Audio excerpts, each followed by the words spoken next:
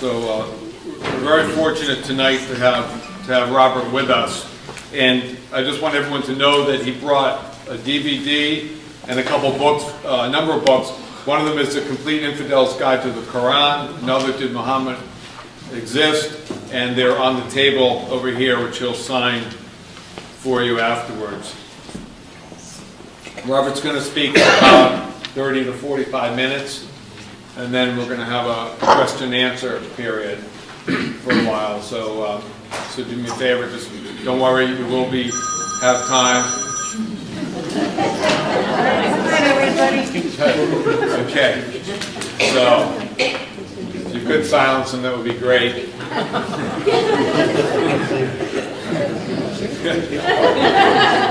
It's the man with the purple kippah.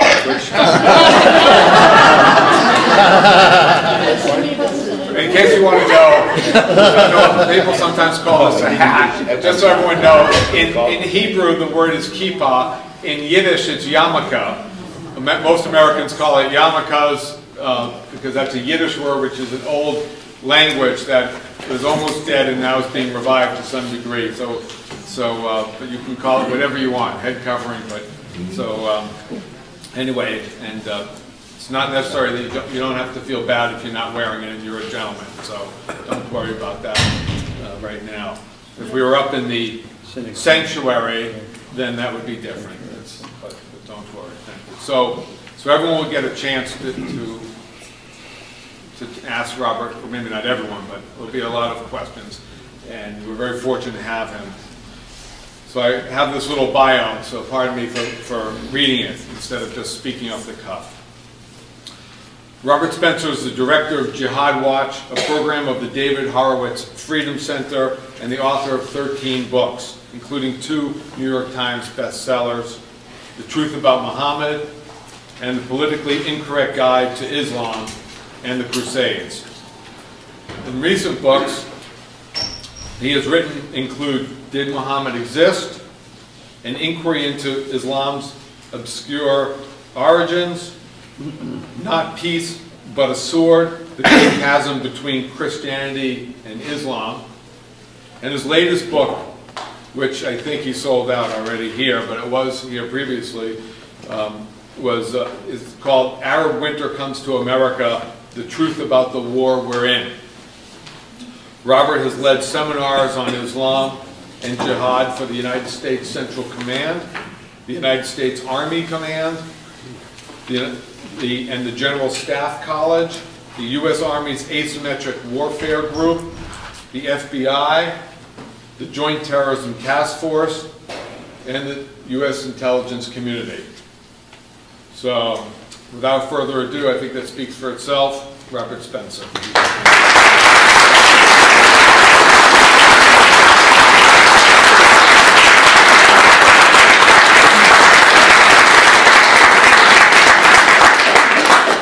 Thank you very much. Thank you so much for being here. We are here in strange times. Times when unreality and fiction and fantasy seem to control the public discourse. And what we see with our eyes, we're constantly told, well, that's not true. You don't really see that, or it doesn't really mean what it obviously means. And we can take, for example, just what happened yesterday in Jerusalem. And there was not only the wanton massacre of these 5 people in a synagogue, but afterward, the Palestinians in Gaza are handing out candy and celebrating. And then Barack Obama says, well, that we have to maintain calm on both sides, and too many Palestinians have died. Now, wait a minute. If it were, I submit to you, if it were any other group, in any other house of worship, in any other country, the outrage would have been all on one side, and we would not have these bland statements of moral equivalence from the President of the United States. And the sheer savagery and bloodlust of celebrating the massacres of clergymen, the massacres of innocent people who were praying, would be the center of the coverage that we would see of this event, instead of being shunted aside. but it is of a piece with the denial and the willful ignorance that we see again and again and again when it comes to this subject. The key, actually, to understanding what is going on, what happened in Jerusalem yesterday and what is happening in an ongoing way in Syria and Iraq, is a book called the Quran, the holy book of Islam. I trust you all brought yours today, and we're going to do a little Quran study. And so if you would open your Quran to chapter 62, verse 6, you would see something that gives a clue as to what happens why they are celebrating the deaths of these men yesterday. It says, "O you who have become Judaized, if you arrogantly fancy that you are Allah's favorites to the exclusion of all people, then wish for death if you are truthful in your claim." Wish for death. If you think you are favored of Allah, then wish for death. The unspoken assumption there is that those who are favored of Allah really will wish for death. And we see this in jihadi discourse all the time. That going back years and years, going back to the 90s when the Afghans were fighting the Soviets, they would say that we love death and they love life and therefore we will win. And the Americans came in, and I remember Maulana Inyadullah, who was a Taliban commander, saying, the Americans love Pepsi Cola, but we love death. I've never tasted, actually, but in any case, I would expect that Pepsi Cola is preferable. But the fact is that to say the Americans love Pepsi Cola and we love death is obviously working from the assumption that it is to be favored of God. It is a positive virtue to be attained to love death. And we see it again and again, actually, that particularly on Palestinian Authority TV, when it comes to Israel, it is constantly repeated. We love death, they love life, and therefore we will win. Well, actually, I would say we love life and they love death, and therefore we will win. And therefore, we are actually at the very edge of the struggle that runs through the whole of human history, the struggle between good and evil. And that to love death, to love dissolution, to love disorder, to love chaos and decay and destruction, as opposed to life and creation, well, that is the very definition of what is good and what is evil. Not only that, the Quran also says in chapter 9, verse 111, that paradise is guaranteed to those who kill and are killed. And so the people who went into the synagogue yesterday, they were certain that they were attaining paradise by killing some Jews and being killed in the process. And they loved it because, of course, they love death. Paradise is guaranteed to those who kill and are killed. And the best people to kill of all, guess who they could be? Of all people, chapter 5, verse 82 of the Quran, of all people, you will find the Jews and those who associate others with Allah in His divinity to be the most hostile to those who believe. Of all people, you will find the Jews to be the most hostile to those who believe. What this practically works out to, what this works out to in practice is that of all people, the Muslims are most hostile to the Jews because they see them as the worst enemies of the Muslims as per the Quran. If you believe that this is the eternal and perfect Word of God that lived forever, do you know that there are three eternal things in Islam? There is Allah, there is His throne, and there is His book. Those are the three eternal things. So He has some place to sit and He has something to read. And what He reads, He gave through the angel Gabriel to Muhammad, piecemeal, according to Islamic legend, over a period of 23 years. And that is a perfect copy of the perfect and eternal book. In other words, this is far beyond any idea of inspiration that is held in Judaism or Christianity, where there is an idea of a human agent. There is no human agent in the Quran. It is absolutely all the perfect Word of God. And if the perfect Word of God tells you that you should love death, and that you are guaranteed paradise if you kill and are killed, and that your worst enemies are the Jews, how are you going to view Israel and the conflict with the Palestinians? And yet, the one aspect of the whole conflict that is absolutely ruled out of consideration by every policymaker in the entire Western world is religion. And the one thing we're told that this has nothing to do with is religion. And that if Israel gives this bit of land and that bit of land and another bit of land to the Palestinians, then there will be peace. And now, of course, in the wake of this shooting, there are renewed calls for the ending of the so-called settlements in the West Bank. And we're told that if the Israelis will stop and withdraw from that land, then there will be peace, right? Have you heard this? Well, do you remember hearing in 2005 in regard to Gaza that if Israel withdrew from Gaza, then there would be peace there? Did you hear that? Did it work? No. Why didn't it work? It didn't work because the book still says all these things about, it's not just that the Jews are the worst enemies of the Muslims in the book. There's plenty more, but I only have, Brian said, 30 or 45 minutes, and there's much more to cover. But Islamic anti-Semitism is Quranically based, it is very deeply rooted, and it is absolutely essential to understand in order to understand this conflict. Now, the thing is that we saw what happened in Gaza. Mortimer Zuckerman bought, there were greenhouses that the Israelis had built in Gaza.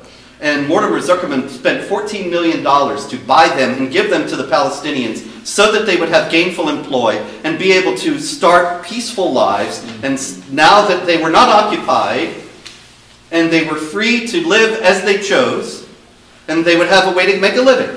What did they do with the greenhouses? They immediately gutted them and made them into weapons smuggling tunnels between Sinai and Gaza to get weapons to Hamas. Because they love death. There is no withdrawal, there is no settlement, there is no negotiation that is going to make this problem go away. This is not a problem that can be solved. It is only a problem that can be managed.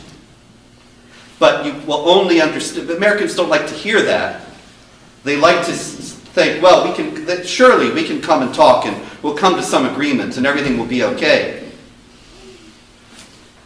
In the 1960s, you never heard about occupation in Israel. Some of you who are as old as I am might remember that. You may even remember that you never even heard about Palestinians until the 1960s. They were invented in the 1960s. There weren't any before that. They were invented as a propaganda piece because Israel was surrounded by 22 giant and hostile Arab states and other Muslim non-Arab states that were just as hostile. And so they were the underdogs, and America loves the underdogs. They had to change the narrative. The Palestinian people, which has no history, no ethnicity that is distinguishable from any of the Arabs in the surrounding areas. There was never a nation state, never a king, never a president, never a culture, nothing. It was invented in the 1960s to create an even tinier people so they could be the underdogs against the giant Israeli war machine.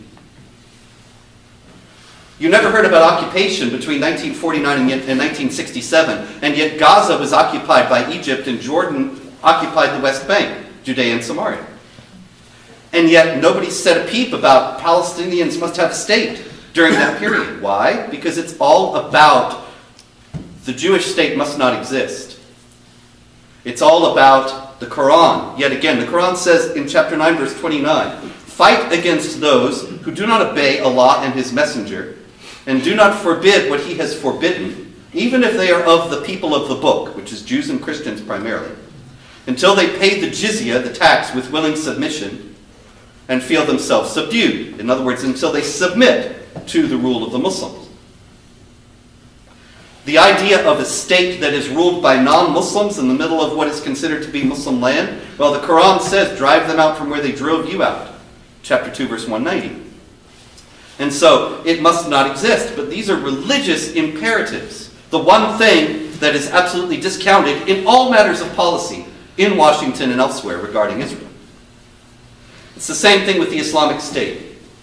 Just the other day, they beheaded yet another American hostage, Peter Kasig, Abdurrahman Kasig, a convert to Islam, and the President of the United States said that this has nothing to do with any faith, least of all the Muslim faith which Abdurrahman had adopted as his own.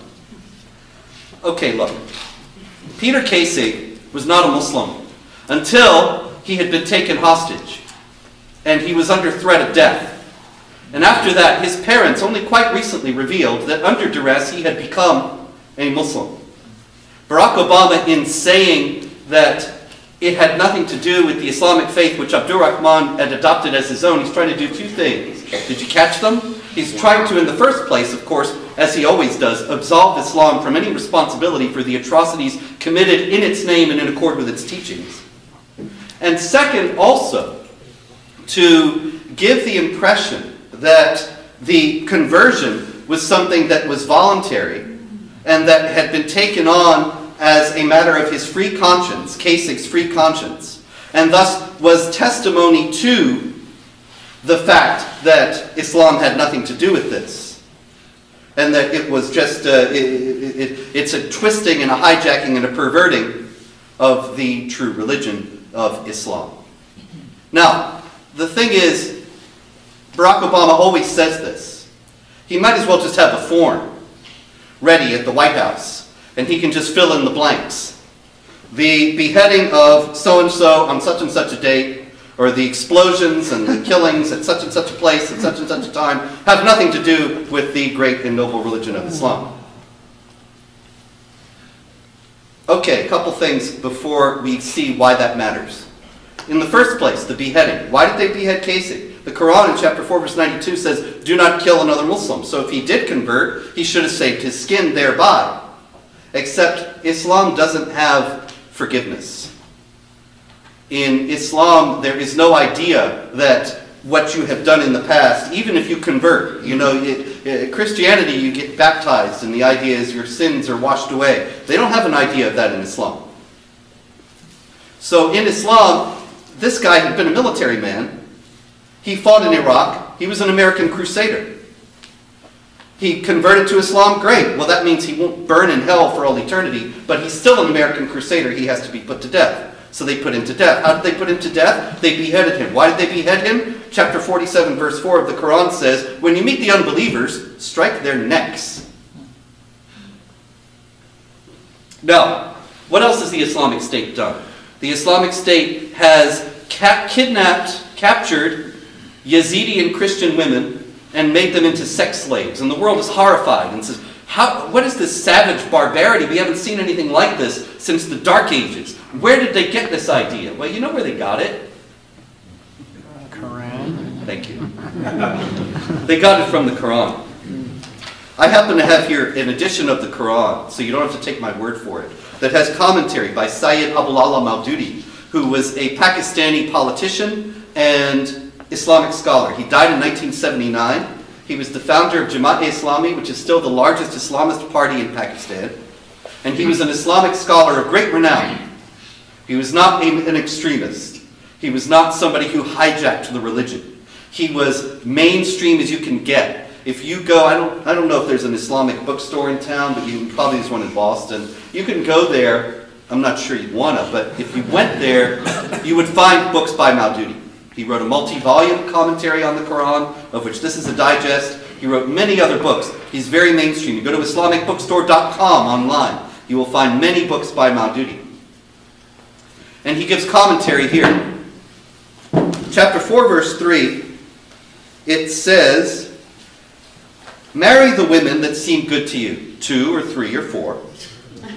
If you fear that you will not be able to treat them justly, then marry only one. Which sounds great until you realize justly is kind of a subjective judgment. But in any case, or from those your right hands possess. What are those your right hands possess? See, this is the problem with people read the Quran and they don't understand why, they don't understand what they're reading because these terms have very specific meanings in Islamic theology that are often not explained. So we have Maududi to explain that. What is what your right hands possess? he says, this expression denotes slave girls, female captives of war, who are distributed by the state among individuals when no exchange of prisoners of war takes place. So when the Islamic State did this, they were acting in complete accord with an understanding of Islam that is far more widespread and mainstream than anyone in the American media has admitted. Another thing they did was they went around to the Christian homes in Mosul, which was historically a city with a large Christian population going back 2,000 years. And they painted the nun, the Arabic letter, the first letter of the word Nasara, which is Christians in the Nazarenes, the word for Christians used in the Quran. And they painted it on the door of the, yes, kind of a bowl with a dot on the top. They painted it on the doors of the Christian homes to mark them. So they would come back and demand from them the payment of the tax specified. I already quoted to you chapter 9, verse 29 of the Quran, that specifies that until they pay this tax, the jizya, with willing submission and feel themselves subdued. Now in that, it's very important also, you hear what Maududi says about this passage. He says that the purpose for which the Muslims are required to fight, note that he says required to fight, not you have an option to go to war, but required to fight, is not, as one might think, to compel the unbelievers into embracing Islam. Rather, its purpose is to put an end to the suzerainty, the rule of the unbelievers, so that the latter are unable to rule over people. That's a completely universal statement, you see. He's saying that, as he puts it actually in his larger commentary on this verse, non-Muslims have absolutely no right to wield the reins of power in any part of God's earth. And if they do, the believers are obligated to dislodge them from that power by any means possible. The authority to rule, he goes on, should only be vested in those who follow the true faith. He doesn't mean Buddhism. Unbelievers who do not follow this true faith should live in a state of subordination. Anybody who becomes convinced of the truth of Islam may accept the faith of his or her own volition. The unbelievers are required to pay jizya, poll tax, in return for the security provided to them as the dhimmis, protected people of the Islamic State. The dhimmis, the protected people. You know how Don Corleone, you pay protection to the mob and they don't break your storefront windows. It's like that. You pay the protection to the Islamic State and then your lives are not forfeit. Jizya symbolizes the submission of the unbelievers to the suzerainty of Islam. And so what I've been trying to illustrate in these few minutes, and of course there's a great deal more to it, and it cannot all be explained in a venue such as this, but maybe we can discuss more of it during the Q&A. But what I'm trying to get across to you is that the Palestinian jihadis of Hamas and Islamic Jihad and the others, and the Islamic State are all acting in accord with clear Quranic directives and clear Islamic doctrine. And that when we are told that what they do when they commit acts of violence and terrible atrocities against innocent people has nothing to do with Islam, it's flatly false. Now, why does this matter? Why does it matter if what they're doing is Islamic or not? There are many people who would say, well, we just have to fight them. It doesn't really matter what their motives are, what their goals are. Well, obviously, it does matter because, in the first place, it's an adage as old as warfare itself, that you cannot defeat an enemy you do not understand. And we cannot possibly defeat this enemy if we refuse to understand what it's all about. And that is the situation that we are in today. We are in a state of absolute denial about what it's all about. This denial fosters complacency. This willful ignorance fosters complacency, and complacency makes us vulnerable. If we do not understand the extent even of the problem, for example, if we accept the president saying that the Islamic State has nothing to do with Islam, and we do not know that what the Islamic State is doing has everything to do with Islam, then we might assume that Muslims elsewhere in the world, including the United States, are never ever going to act the way the Islamic State acts. Well, let me ask you, have you heard, did you hear a few weeks ago that there was a man who had an axe and he was on a New York street and he attacked 4 policemen with his axe and seriously wounded a couple of them? Did you hear that he was a Muslim? Did you hear that he was acting in accord with orders from the Islamic State itself, which had said, attack military men and police officers, and as soon as that order was issued, there were 2 military men who were killed, one by being run down with a car in Canada, and another one by being shot. And that there were also, and they specifically said, run these guys down with your car, and there were also 2 such hit-and-run attacks in Israel. And so if we just assume that the Islamic State has nothing to do with Islam, why are these Muslims in the West taking orders from them? How did this happen? Why is this misunderstanding of Islam so widespread? The short answer to why they're taking orders is because the Islamic State is the new caliphate. The caliphate is the Sunni idea. The Sunni Muslims are 85 to 90% of Muslims worldwide. And the word caliph means successor. And coming out of, according to Islamic tradition, Sunni Islamic tradition, coming out of the death of Muhammad in 632, the best man was chosen to be the caliph, the successor of Muhammad, as the military, political, and spiritual leader of the Muslims, and the focus of the unity of the Muslims worldwide, transcending ethnicity, nationality, allegiance to a nation state, everything else. The caliphate was abolished by the secular Turkish government in 1924. Every Islamic jihad group in the world has as one of its foremost aspirations the restoration of the caliphate. This Islamic State group, they actually did it. Or at least they've been able to sustain it now for 5 months. But even in doing that, they are attractive to large numbers of Muslims worldwide. And we see hundreds of Muslims from the United States, well over 1,000, maybe even as many as 4,000 from France, 1,000 from Britain, hundreds and hundreds from all the other European countries, hundreds from Canada, going to join the Islamic State. We never saw this with Al-Qaeda or other jihad groups. It's because of the appeal of the caliphate. But the caliph also issues orders and the Muslims obey. He's the leader of all the Muslims. And so if he says, go take an axe and kill cops on the New York street, some guy will do it, maybe more than one. There was another axe attack in Washington. They haven't caught the guy. But I will tell you with 100% certainty, he was another one following the orders of the Islamic State. It just doesn't happen that somebody decides to take an axe and kill cops with it. The coincidence would be too great had he nothing to do with that. So why the denial? Why is it that these obvious facts are so universally denied? And I can tell you, they are universally denied. I run a website called Jihad Watch, and what I do is I watch jihad.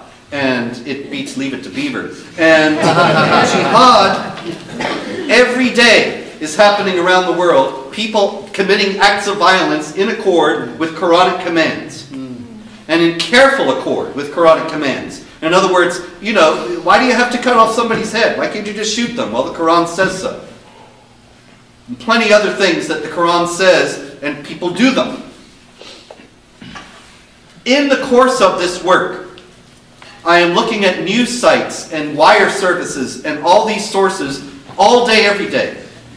And there is a steady stream of articles that I see coming out of AP and Reuters and the New York Times and the Washington Post and CNN and NBC. Articles with titles like, is the Islamic State acting in accord with Islam? And I can tell you, when I see the title, I know the answer. No. They will be arguing no. If I see an article and it says, does Islam encourage violence? I know the answer. No. Every last one, 100%, of any mainstream media article dealing with these topics will be saying Islam is a religion of peace.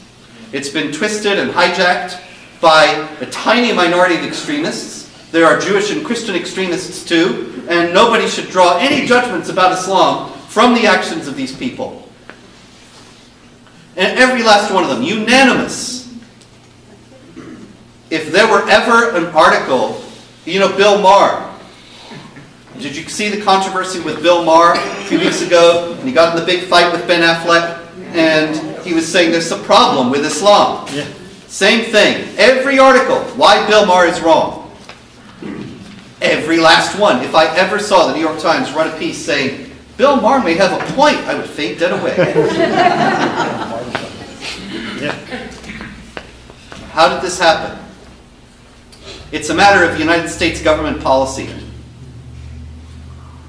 Why it's a matter of United States government policy is another question. And ultimately, I do not know the answer. But I know it's a matter of United States government policy. On October 19th, 2011, 57 Muslim organizations, including many with ties to Hamas and the Muslim Brotherhood, they wrote to John Brennan, who was then in the Department of Homeland Security and is now the CIA director. And they demanded, you remember Brian said that I had trained FBI and military and all that? Well, that was the last day. Because they actually mentioned me by name and others and said these trainers who speak about Islam and jihad, they have to be fired. And every last training material that mentions Islam and jihad in connection with terrorism has to be removed from FBI and all counter-terror training everywhere. And Brennan couldn't write back fast enough. And you know what? He wrote back on White House stationery, which is very interesting because it didn't like the CIA is lacking for stationery or the Department of Homeland Security. But he wrote back on White House stationery as if to emphasize, we take this seriously at the highest levels. And he assured these organizations that they would immediately comply. The date again? October 19th, 2011. If you got my book, Arab Winter Comes to America, I talk about this in much more detail in there. There were, among the signers of this demand, among the 57 Muslim organizations, was a group called the Council on American Islamic Relations, which had been already designated by the Justice Department during a Hamas terror funding trial in 2007 as an unindicted co-conspirator involved with funneling money illegally to Hamas, and which had numerous demonstrable ties to Hamas and the Muslim Brotherhood. As it happens, you may have heard, the United Arab Emirates is right now fighting against the Muslim Brotherhood. The emirs who rule the Emirates, they do not want to see themselves toppled and out of power, and the Muslim Brotherhood is a threat to their power. And so they recently released a list of 86 Muslim organizations, all of which have ties to the Muslim Brotherhood, that they listed as terror organizations that would be illegal to operate in the UAE. Among them were the Council on American Islamic Relations and the Muslim American Society. It was a great moment that the UAE government is more honest about this threat than the United States government.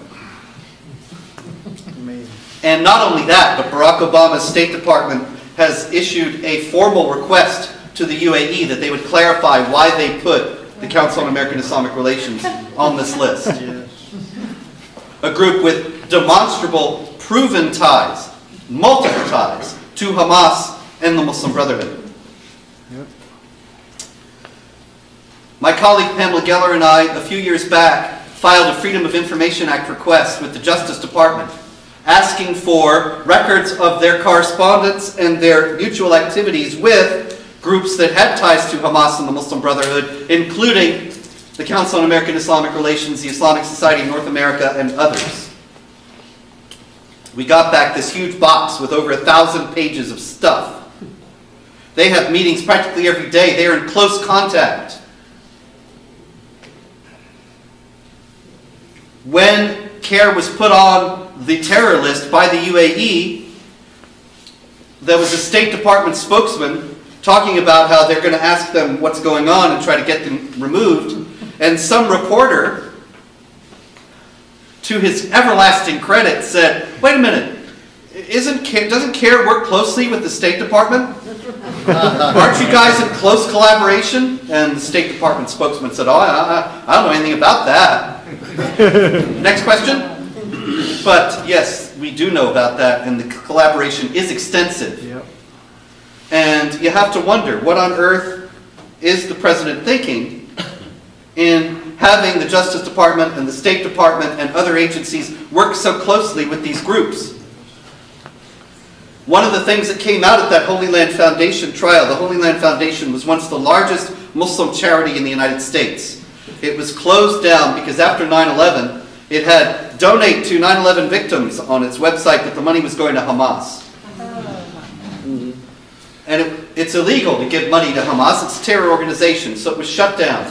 During the trial, when CARE was named an unindicted co-conspirator, there was a captured document that was extraordinarily interesting. The strategy of the Muslim Brotherhood for North America. It was never intended to be released. This was an internal document of the Brotherhood and Brotherhood organizations. But it was in the Holy Land Foundation offices. When the FBI raided the offices, they carried out boxes of stuff and we got it. And it says, and I quote, "The brothers must understand that their work in America is a kind of grand jihad in eliminating and destroying Western civilization from within and sabotaging its miserable house by their hands and the hands of the believers." Did you catch that? By their hands and the hands of the believers. By whose hands? By our hands. By the hands of Western civilization. You see, they're going to make us tear us down. Not just the Muslims working to subvert, but witless non-Muslims going along and helping. So that it falls, Western civilization, and Allah's religion is victorious over other religions. This is the plan. This extraordinary document details how they're going to do that, the establishment of Islamic centers and so on. It's very interesting, but maybe the most interesting thing is that it lists the Muslim Brotherhood organizations in the United States. This was before CARE was founded, but the parent organization of CARE, the Islamic Association for Palestine, is in there, and every last one of the other major Muslim groups is listed in this. Muslim groups in the United States, they're all Brotherhood organizations.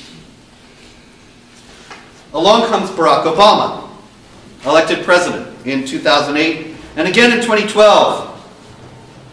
Barack Obama, there's a book over here that I co-wrote with Geller a few years back called The Post-American Presidency. We got the title from the fact that in 2008, Obama was photographed holding, he was walking from an airplane to a car, and he was holding his place in a book. In other words, he was so engrossed in the book, he didn't even want to put it down. You know, and these guys, they had entourages and, Jeeves, hold my book. But no, he had to have this one with him. He had to get right back to it. He was totally engrossed in this book, and the book was? No, it wasn't the Quran. That was maybe he had, you know, when I used to, right after 9/11, and I was working and writing books and such, well, I still am, but I mean, when I'm on airplanes before Kindle, I used to want to read the Quran on the airplane, or some book of jihad or something, but I thought, well, you know, they're going to take me off the airplane and surround me with German shepherds. Yeah. So I would put some other book cover on top of it, but this was actually the book he was reading, and it was The Post-American World by Fareed Zakaria. Fareed Zakaria is, of course, an acceptable, respectable, mainstream journalist, but this book, The Post-American World, argues that world peace will ensue if there are no superpowers. How do we get from here to no superpowers? Well, there happens to be one superpower in the world today, and that's us. And so what do we have to do? We have to weaken ourselves voluntarily, politically, economically, and militarily, so that we're just like any other country, and then there will be world peace. Now, you look at 5.5 years of Obama. Isn't it a coincidence that the United States is weaker politically, economically, militarily We predicted it all in the post-American presidency, wrote it in 2010, it's all coming true now. It's all abundantly come true. But you notice how also well it coincides with the Muslim Brotherhood program. Eliminating and destroying Western civilization from within and sabotaging its miserable house by their hands and the hands of the believers. Now you understand, I'm not talking some crazy conspiracy theory. We can look at the record of what the man has done as President of the United States. And it's not even a partisan thing. I am not coming here to you as a member of or supporter of the opposition party. They are both equally clueless and out to lunch about this issue. But the fact is that if you want to understand why this denial, why this willful ignorance that only fosters complacency and ignorance in the face of a real threat, this is one thing that makes sense of it. That he's doing it because he really believes that a weakened America is better for the world. But we got to live in it. And the time for this willful ignorance and denial is long past. If we are going to survive, and if free nations are going to survive in the world. Because the Islamic State and other groups that believe the same thing, they're just going to keep coming. You cannot talk to these folks. I don't know if you understand, you know, we grew up in a world where all the nations abided by certain rules. And there was the United Nations and the Geneva Convention and international protocols of various kinds that all nations abided by. And now for the first time in our lifetimes, there is an outlaw state, a rogue state that does not accept any of that. And it has published maps saying that it's going to conquer all of Iraq, all of Syria, as well as Jordan, Israel, Kuwait, Lebanon. Is it going to stop there? No. It has also published maps indicating its hegemony over the whole world. Now, this is fantasy, of course. It's not going to rule the world. It's almost certainly not going to conquer Iraq, Syria, Jordan, Kuwait, Lebanon, and Israel. But certainly many people are going to die as it tries. And the longer we remain in willful ignorance about this, the worse it is. This is a group that already controls a large number of oil wells. The exact number is disputed. But it's taking in millions of dollars a day of revenue from these oil wells. Who's buying the oil? Our NATO ally and friend, the Turks. Yes. John Kerry asked the Turks to cut it out and to interdict the sales of oil to the Islamic State. They told him no. I mean, from the sale of oil by the Islamic State. And they refused. Why are we an ally of Turkey at all? In what way is Turkey an ally? Turkey was an ally when the Soviet Union was the enemy. And we were in the Cold War. And Turkey was a base next to the Soviet Union that was very useful. Nowadays, we are still operating according to these outmoded Cold War models when they have no more utility in the world. And when Turkey has aided and abetted the Islamic State in numerous ways, because they were the seat of the last caliphate, Recep Tayyip Erdogan, the president of Turkey, wants very much to restore the caliphate. He doesn't want to see it in Mosul or Baghdad. He wants to see it in Istanbul. But he thinks the Islamic State can clear away a lot of the obstacles that he faces in the meantime. The Kurds, Assad, maybe even the Iranians, and then he can roll in and take control of the whole thing. He's not going to help us one bit against the Islamic State. But our whole political discourse about these issues is deformed by this denial and willful ignorance. And so it must end. And I will end on that as a call to you, that whatever your situation, whatever your activities, whatever you are doing in life, however politically involved you are, that you do not allow the political candidates you support of either party to continue with this suicidal denial and willful ignorance. And that we together begin to demand of those who represent us that they speak realistically about this threat and begin to deal with it realistically and formulate honest and effective ways to contain it, because it can be done. And we can get into that in the Q&A if you want. It is not as if we have to sit back and watch them grow. But this unreality is going to be the death of us if we do not dispel it. And right now, that is absolutely our responsibility. Nobody else is going to do it for us. It is up to us in whatever our situation to tell our friends, tell our neighbors, inform everyone around us of what is really going on, and work to dispel this fog. The founding fathers said, to this great effort, we pledge our lives, our fortunes, and our sacred honor. Yes. And they were men of unique courage, but nowadays I'm astonished to find that that kind of willingness is lacking. Yes. I can tell you, however, with absolute certainty, that if we are not willing to risk those things, we will certainly lose them. Yes. And we need to recover that spirit. Thank you very much. Absolutely.